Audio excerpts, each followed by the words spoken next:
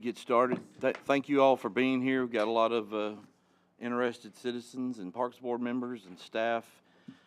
This public meeting is to discuss and go over our application for the 2025 LPRF Land Park Recreation Fund grant. That is a grant provided by the state of Tennessee through the Offices of Outdoor Recreation. It used to be through TDEC. Still is kind of under TDEC, but they've kind of added an Office of Outdoor Recreation. We've applied for and received several of these grants the last few years. They are what they call a 50-50 match, where you can use cash or land value of property you own that is currently not being used for recreation. If you do use the land value, then that makes that property to where it has to be used for outdoor recreation for in perpetuity for public use. So that's important to consider. For this particular application, we're proposing to use a combination of funds from the city's new PIP fund, where the citizens voted to increase the sales tax for parks, paving, public safety, and infrastructure. So we're proposing to use those funds that are designated for parks as our cash match, not taking anything out of the general operating budget for such, in addition to some land value that we have out off of Durham Farms. Alicia Ely is here from Kimley Horn. Alicia has been invaluable to us in applying for these grants. Her work getting these presentations together, keeping me organized, and compiling notebooks that are over 1.5 inches thick of paperwork that goes along with these is something that we could not do as a staff ourselves. So she's going to kind of lead us through this presentation. As we go along, if you have a question, immediate question, feel free to ask it, and then at the end we'll have time. I will tell you that the projects we identified, we found out that we would be eligible for this grant when we went to our state Parks and Recreation Conference in November. We're currently in the middle of an LPRF grant that we received for Heritage Park, and never before have they said that you could apply while you had one open. But they said that we could, so we quickly, from November until late December, tried to look at our Parks Master Plan, look at some needs, talk to our staff, talk to others, and figure out what can we come up with for this application that would touch multiple parks, multiple facilities, and address a lot of needs that, quite frankly, have been had to be put off because of funding. So you'll see a wide range of parks and facilities that will be addressed in this presentation. I just wanted to give everybody that background. Coming up with this was very much a collaborative effort of our staff, the mayor and our COO, and Alicia working together and kind of taking a look at that. They're very big on two things when it comes to these grants: using your Parks Master Plan that we did in 2021, which we'll have to update in the next year in order to be eligible for future grants, but we're still under that one. And then also inclusivity and ADA improvements as well have to be part of anything that you apply for. So I'll let Alicia take it from here, and I'll chime in where and if needed, and you all can raise your hand and ask any questions you like. So thank you. Okay, thank you. Thank you all for being here tonight. We're excited. Like Andy said, we have this current grant for the Heritage Park improvements, as well as an RTP grant, which is a part of the same cycle for the pump track at Veterans Park. But if you're aware of the improvements that happened with our 2020 round, which was the round before that, we finished the Drakes Creek Park soccer turf turnover, as well as lights going to LED, as well as the rugby field lights. That's the same grant type, so it's a lot of the same content here. So we're focusing on 6 parks tonight, so apologies in advance for 31 slides. TDEC is very prescriptive on what slide content they want, so I didn't get to choose this content. So forgive me in advance, but please don't hesitate to ask any questions as we go through these. So hopefully this will help explain what the project application includes. One of the requirements, first and foremost, the city's population, last census, just over 62,000 and growing, obviously, determining the needs well with that growing population and just over 600 acres of parkland that the city maintains and operates. Demographics, really, they wanted us to hit on what this project will serve in demographic type, and just based on the variety and locations of the 6 different grant application locations, it's essentially all of those. I think every age will be served with this application, and one of the reasons why I think it's a great one to be applying for. Program and positive impacts. Obviously, all of these, I'm biased, but all of these are going to be positive impacts to the community. I'll go kind of site by site if you can't read that small font. So Drakes Creek Park, we're doing a concession rebuild. Obviously, with that, we're allowing, like Andy said, really focusing on ADA improvements. We're going to provide ADA access to the building that may not be in place today, as well as through that with the restrooms, as well as an enhanced visitor experience. With a turf infield there on Field 5, obviously lowered maintenance costs in the future. We're hoping for more playability for those tournaments and that economic development that the city sees for all of their tournaments. Increased durability and longevity, increased for tournament play, as I mentioned, and then allowing play for the Special Needs League is really critical for that field. At Sanders Ferry Park, we're proposing an inclusive playground. Obviously, with Mary's Magical Place, you all have seen a huge need and demand there, and we see need for that in another location, and think that Sanders Ferry would be a great additional location for that. Restrooms, again, providing for really that ADA access to restrooms, especially adjacent to a new inclusive playground, is very critical. The walking loop, adding increased mileage for walking and running, that was a big demand in the master plan. Yes, ma'am.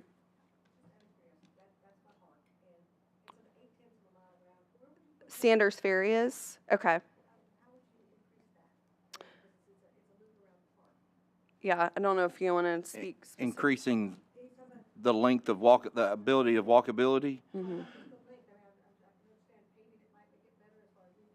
Correct. And also there's some areas that are gravel or old asphalt that need to be repaved that will allow people to walk in those areas better as well.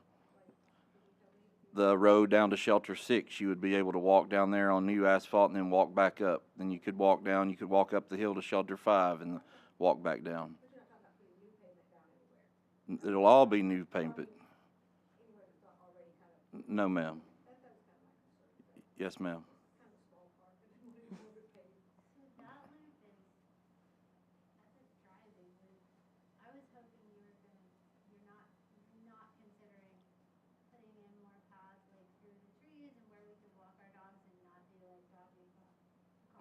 Not at this time. We encourage people to use the mode path that's mode for cross country if you want to get off the road to walk your dogs in those areas.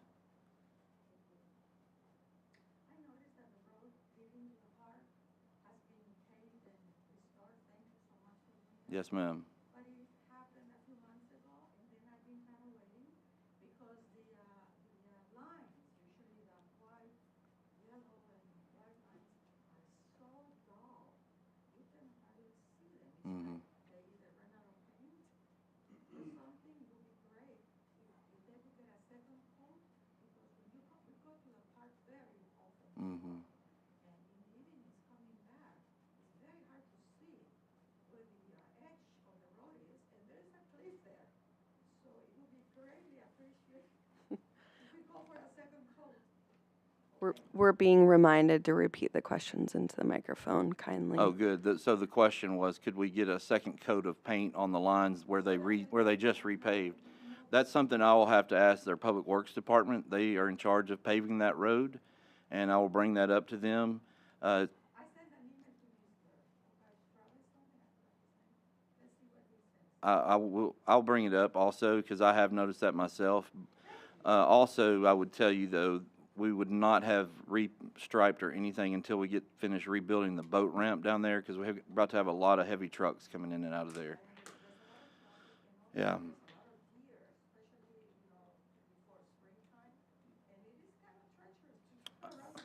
Oh, the deer. Yes, ma'am.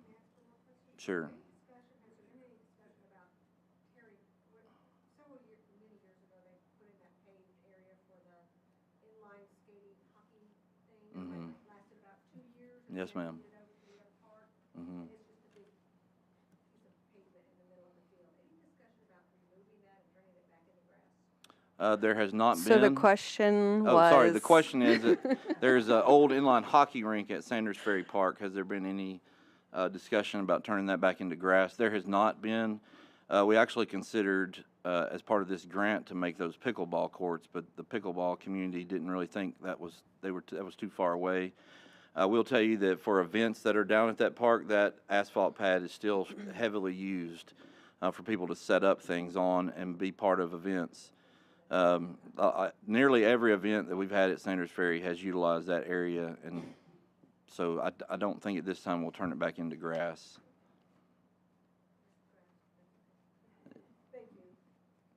All right, to wrap up the rest of Sanders Ferry Park scope, some parking lot repaving, obviously focusing on ADA improvements for those parking stalls, and then basketball court renovation for increased use, play, and satisfaction for users.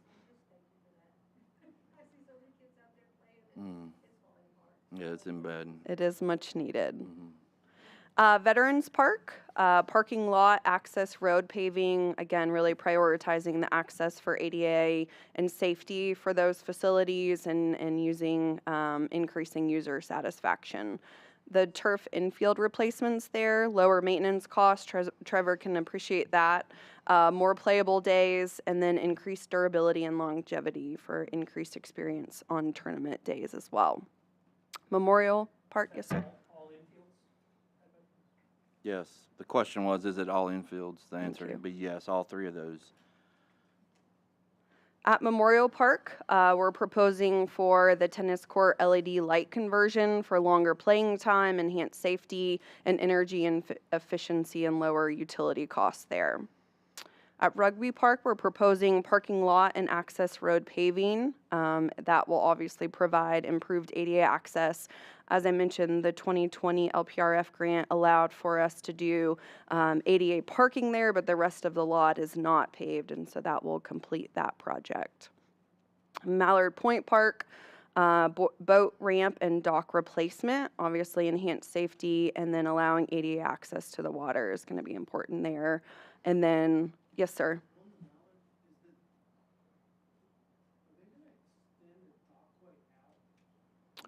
We are. The question You're talking about was. the question was at Mallard Point, are they going to extend the dock out?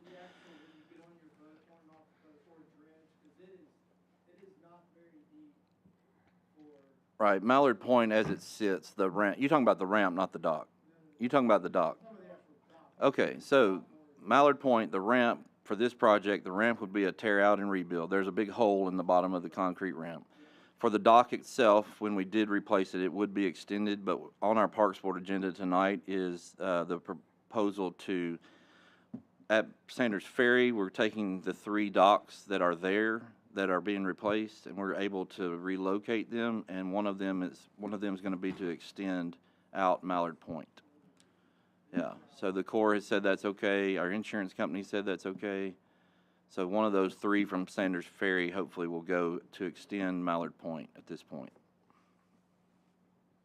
Thank you for the question. And then just to wrap up, Mallard Point scope would also be paving for all of the parking, improving the ADA parking as well. So we talked through a lot of the goals already. I won't repeat that, really focusing on ADA improvement, safety, enhancements for all of the users across the parks. Mr. Gilley talked about this, but the funding for LPRF is a typical 50-50 match where TDEC will pay 50% of the grant ask, and then the city would pay 50%. However, a portion of the city's contribution will be utilizing some land match, and then the remainder of the city's portion will be from the PIP funds that he discussed earlier in the meeting. This is a lot of words, but essentially, most of the projects we're proposing are at existing park facilities. It's a lot of renovation, a lot of replacement for safer and more accessible features. So the site suitability is really a no-brainer, in my opinion. There's nothing that's going to be impacted negatively for any of the projects that we're talking about. So site suitability from our point of view is perfect. We'll flip through those. So here, again, small text, but really what you get out of this is each of the 6 different parks. What we've done here is snipped from the master plan that we referenced was completed in 2021. For all future recommendations, what you're seeing highlighted in yellow is what the park staff has worked really hard in completing already. So they're already checking things off of those recommendations list. What we're highlighting in the red boxes are the projects that we identified back in 2021 with lots of public input, from the Parks Board input, from staff input, of other recommendations that are being proposed in this grant application. Yes.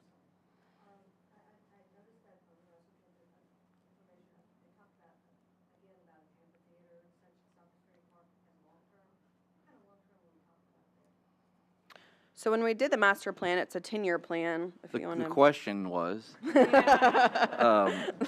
on the master plan for Sanders Ferry, it talks about an amphitheater or stage of some sort.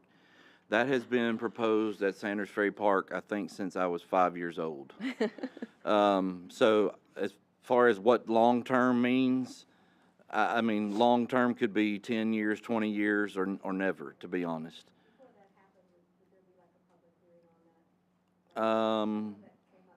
Probably would depend on how something like that would be funded, to be honest. I would say probably it wouldn't happen overnight without the public knowing about it. And potentially it may never happen. I think with our Heritage Park grant, we have in that application, on that site plan, is event space, so to speak, that may be more suitable. I don't know. We'll just have to see. Thank you. All right, so this slide is highlighting one of the requirements. It says SCORP goals and initiatives. The SCORP is the statewide comprehensive outdoor recreation plan. It's essentially the state's long-term plan, just like the city completed a plan. And so what they ask us to do is identify how this project aligns with their long-term goals. A lot of this is economic impact. We've talked about the tournament play, which is obviously a big economic driver for the city. A lot of it's inclusivity, diversity, equity, access, affordability. The ADA component is big for that. And really, I think this application in particular really highlights that in the variety of types of amenities and the location of the parks, because we're proposing 6 different parks to be renovated in some sort of capacity. I think that really highlights that SCORP goal, and then ensuring that all parks will be places where all communities can engage with nature in positive ways. I don't know that we can reiterate that any better than this application.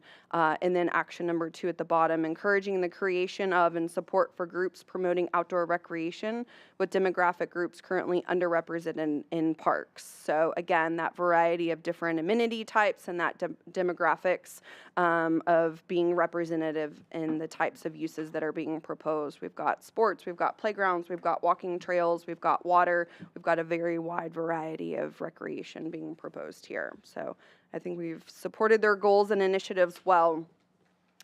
This is a very high-level 3-year timeline. So once the grants are submitted later this spring, April 1st to be exact, it'll take a couple months, and maybe by summertime, early fall, hopefully at the latest, the city will be notified whether they were awarded the funding or not, and then essentially it's the rest of 2025 that it takes to get under contract. For example, we were in the same timeline, a little bit longer timeline for last year's application, and we're just now getting started on Heritage Park. So just so you know, early next year would be the earliest to get started on really getting into the design for all 6 of these projects, if you will. So that's what we're outlining in months 1 through 3, and then about a 7-month time frame for design drawings for all of those improvements, for the parking lot improvements and all the amenities we talked about. Once those designs are complete and approved by TDEC, we would move into about month 11, which would be bidding out for a contractor to essentially propose on construction costs, and then the city would select from there the lowest bidder. Month 12 for that contractor selection, and then about a 10-month probably construction time frame. It will really depend on what time of year the contractor will be selected. As you know, winter months are not great for getting much of construction completed, and so that would be the only time that timeline would be extended at that point, is if they've got some winter months where they're sort of on pause for completing anything.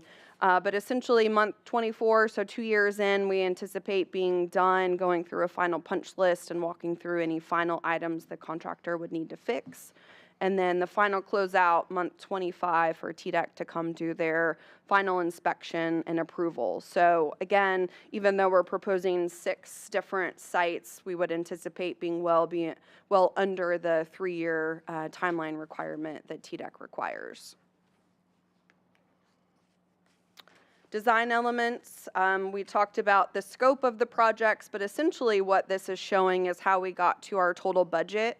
Again, we're at the very, very high level planning phase, but what we anticipate is about a $4.6 million cost broken down there. We're anticipating about $2 million at Drakes Creek for the turf infield and the concession building and restroom building there. Sanders Ferry, about just over $1 million for those improvements with the restroom, playground, pavement improvements there. Veterans, we're anticipating about $1.3 million, with costs coming in for the turf infields as well as the parking lot paving improvements. Memorial's about a $300,000 cost for the LED light conversion for that project. Rugby Park, about $450,000 for the repaving efforts there for the parking lot. Mallard Point, the boat ramp and dock there with some paving, is about $500,000. And then we're also requesting funds for updating the master plan, as well as our design and grant administration costs to get to that $4.6 million that we're requesting for the project. One thing to add in the design portion throughout this project, as part of the funds we're going to request, are going to include to design a bridge to get to the unused land that we have at Durham Farms. We can't really design a park until we can get to a park. We can't really get to a park until we figure out what a bridge is going to look like. So part of these design funds will go towards creating a master plan for that specific piece of property, in addition to updating our park-wide master plan and the design and engineer of a bridge to go across there. If that makes sense. It's perfect. Yeah. And then you all, this is more for TDEC's purpose of those that have not been on site. You all are probably familiar with all of these parks, but just park by park, we've inserted photos of the existing facilities for their reference. So there's the Drake Creek locations. We've got Sanders Ferry, the basketball court, parking lot, playground, scope for improvements. Veterans Park, showing them the condition of the parking lot and then the field to be turfed infield. Memorial Park, showing them the lights there at the tennis courts. The Rugby Park, snow fresh on the ground. You can see the gravel parking lot that is much needed for pavement there. Mallard Point for the parking lot and the dock there, just to give them an idea of existing conditions. And then to wrap it up, we've got the maps that are required. Again, you all are familiar with those, but this is the overall left-hand corner. They've asked where the county is in the state, and then where the locations of the parks are within the city limits, located on this map. And then we've got a slide for each of the individual parcels. So there's Rugby's parcel, Veterans, Drakes Creek, Memorial, Mallard Point, Sanders Ferry, And then the final are the site plans. Again, we've talked about what the scope is, but this is just diving in for TDEC's reference on where these locations are being proposed within the parks themselves. So you'll see the overall Drakes Creek Park in this one, but we've outlined in red exactly where we're proposing the parking lot improvements and then where Field 5 is. Similar for Sanders Ferry, outlining where the pavement will go and then where the new playground and renovation of the bathroom building is. And then veterans, all of the repaving being requested, and then the 3 fields to be turf infields. Memorial, we just outlined all of the tennis courts for all the lighting improvements there. And then rugby for the entrance drive and the parking lot gravel there to be repaved or paved over.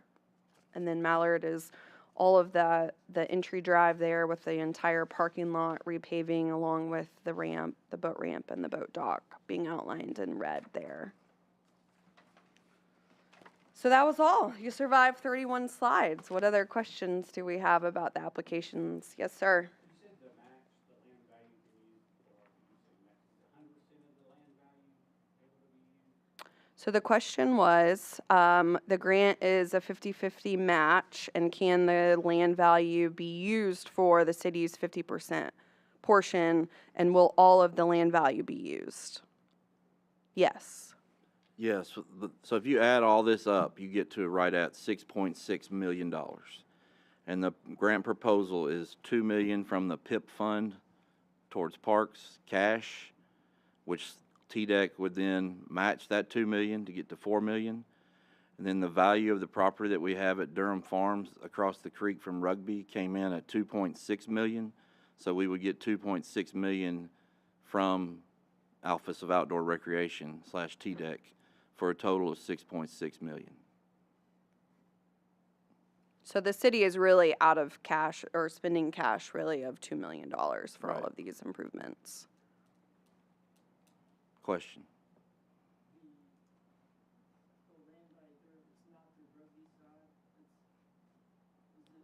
You can't use that because it's already being used. Yeah, so the question was, can the land value of Rugby be used? And no, any land that's prior used for any recreation cannot be used as part of the grant. Is there any concern in using that Durham Farms land now because it slowed down at being developed? Not to me. I mean, The if anything, question I'm sorry, was- is there a concern that using the Durham Farms land as land value of the match would slow down development? I'm not concerned about that. If nothing else, that guarantees that land can only be for recreation by using the land value. It'll be protected in perpetuity for public recreation at that point. Question? Yes, thank you, sorry. I need to be over there, don't I? Everybody else is. The question I had is piggybacking to the one that he just asked regarding the Durham Farms property. So who will be responsible for that property, the 2.6 million, once it's handed over? We already own that property, We own that. and it's worth 2.6 million. So we leverage that value of that property, and then we get cash for that So to use towards this we're project. still responsible for the property, Right, correct. It's our property, stays our property. but we cannot develop that as a park. Oh yes, you can, We- absolutely yes. can. Okay, so And part of this project will be to design the park that will Plan go for there. it feels like a win-win. Yeah. Is that what the Yeah. assessment is? Yes. Yes, sir. Okay, great, thank you. It's the same process as we used at Heritage Park. Okay. 3.38 million was what it was worth. Mm-hmm. So now we're doing a $3.38 million dollar project there. All right, thank you. Yes, sir. But this grant doesn't develop any of the land at Durham Farm. It does not. Because until, speaking from as one alderman in that area, I cannot support the development of that until we fix some of the traffic problems, especially that area of Anderson, Avant. It will be a mess if we try to develop that park and thousands of cars added to Drakes Creek Road. I agree. I think that's our whole thought process too, is we don't even know what we can build there really, based on that it's in a floodplain. And we don't even know how we're gonna get access to it. I mean, we say we're gonna design a bridge, but who knows what other road improvements north and south of that on Avant Lane are gonna have to occur along with the bridge. I mean, just getting access to the property is critical, I would say. And definitely until, I mean, imagine if we put Drake's Creek, that park is bigger than Drake's Creek Park Soccer Complex. So imagine if we put the traffic that's in Drake's Creek Park on Avant Lane with the current 5-way stop. Not until we fix that intersection No, and that road. that would be a problem. But I think having it designed and everybody knowing what could go out there, maybe that helps everybody understand this is what we need to look at long term.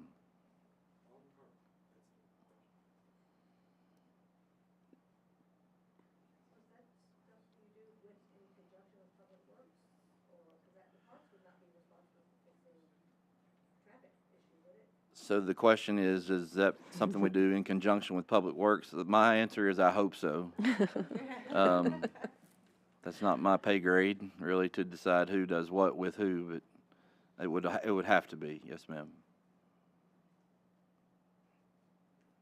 It's quite the challenging area. And I guess as a follow-up, because I know someone said, asked a question about the road leading into Salisbury Park. Mm-hmm. It would be lovely to have a sidewalk that took us into Salisbury Park From Mallard Point. but I don't know if that will ever happen, and I don't know who would be responsible for it. I tried walking that road with my dogs one day. I was taking my life in my hands. Yes, ma'am. So I go through Water's Edge. I don't live in Water's Edge, but I go through there to get to the park. But that's not a park issue though, I think. Well, a greenway would eventually become a park issue, but you know, when the new greenway was originally designed, it was designed to go all the way to Sanders Ferry, but that would have probably been about $20 million versus $6 million. So I hope I live long enough to see a sidewalk go down there.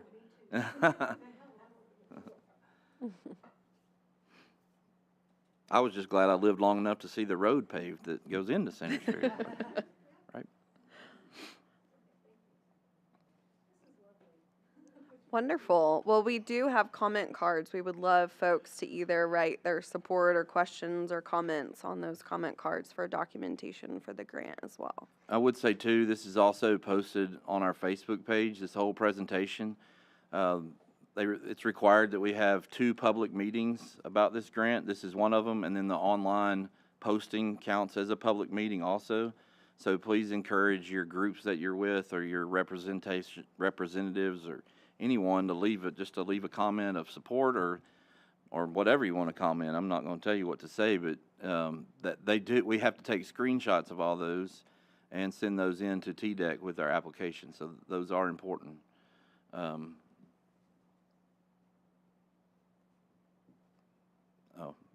Thank you. Are you going to read Thank some you of from the man them? back. No, there is no comments as of today. So, Oh, I can't read any of them. But I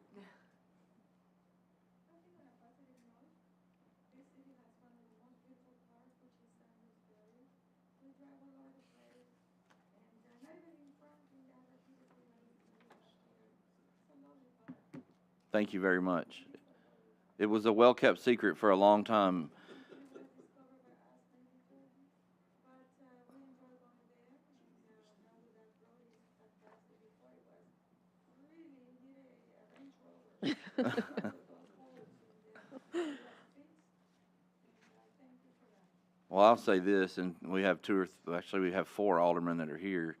They've really made an emphasis on paving all over the city, and we've been fortunate enough to have some parking lots and roads near parks included in that the last couple of years, which is very, very encouraging. So I appreciate that too. And what is going on with this other one that you got hit at the tornado at the entrance of Rockland Road? Is it Rockland Recreation? She's asking about Rockland Park. That's owned by the Corps of Engineers and operated by them, and they have a lot of federal dollars that are tied up. They're ready to clean up anytime. They're just waiting on somebody to say go. So that park is not part of Hendersonville? No, ma'am. It's owned and operated by the Corps of Engineers. and maintained. Yes, ma'am. Sure. The state allows you to use land value but not actually do any monetary change to that land value within that grant? So the question was, the state allows the land value to be used, but not any improvements on that land. It does. So for Heritage Park, that was the 2023 application. We're using the full land value and we're making all of those improvements on that facility. For this one, Durham Farms is the only property that you all have that is not currently being used for public recreation, which is why it was the only one that we could use as land value. But the other projects are totaling up to that cost that was kind of the threshold in the city's mind to not then go beyond that to spend money on the Durham Farm property. I guess the question is, you don't have to actually spend money on that actual property. The question was, you don't have to spend money on that property, correct? We just have to protect all of that land in perpetuity that will be parkland forever.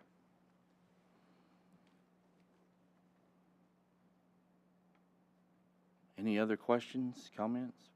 Parks Board members have anything? You get to hear this again in about 20 minutes. I'm just going to click through.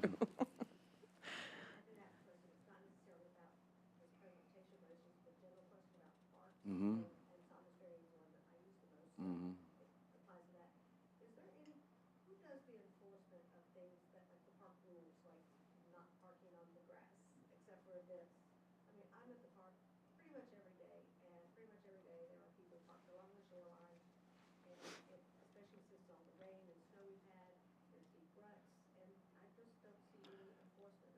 I would encourage you to call the non-emergency police line. Yep. Yep. And they got them. Yep. Yes, ma'am. Yes, ma'am.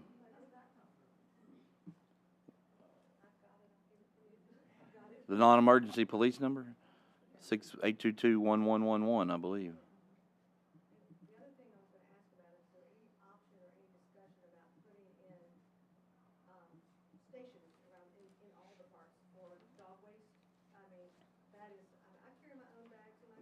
Mm-hmm. I think one at Sanders Ferry is prudent, one or two there. Right, that's what I'm agreeing with you at Sanders Ferry.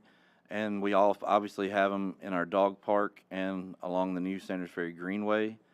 To be perfectly blunt, we see a lot of dogs brought into other parks that have athletic fields, and people get on the fields with them, and then people are tackling their children in it. So I think putting dog waste receptacles there is an encouragement for people to do things they're not supposed to be doing. Our rugby and tackle football people sitting behind you are nodding their head like, please. But yes, I agree. That's a great great suggestion for Sanders Ferry. I would encourage you guys that you're here when the master plan feedback cycle that you heard as part of this in a year, 2 years. When's that cycle? A year. A year. Fill it out. Encourage all your neighbors to fill it out. That's how a lot of these project to-do lists, basically, you saw get filled out and get sort of initiated. So please stay engaged in that process as well. To the master plan that 5 years ago we did, or four plus, the city had not done a parks master plan in probably 20 years. And the TDEC changed the rules of these grants to where you had to have an official, you couldn't just throw something down in a notebook, and you had to have an official master plan to even apply. And now they have changed the rules that say you have to have it updated every 5 years. Before it was 10, so now it's every 5, or you cannot apply. So we've got to update it within a year, or the next round of these grants we will not be eligible for. Did we consider putting in this request turfing the field at Volunteer Park? We did consider, question the question was- was, did we consider turfing the field at Volunteer Park? That was considered. We had a whole chart of like A, B, and C things that the mayor and Jesse and I looked into. And we just thought that some of these other, I mean, that would be basically $1 million by itself. So we just thought other areas could use that more at this time. And we're still hoping that one day we might eventually get a Blue Cross field there. But I mean, we'll see. Also, we went back this year to overseeding that field with ryegrass, and I think that's going to make a big difference in that one field to have it. It looks really good right now. Anyway, we'll see. We'll see in May how it looks. But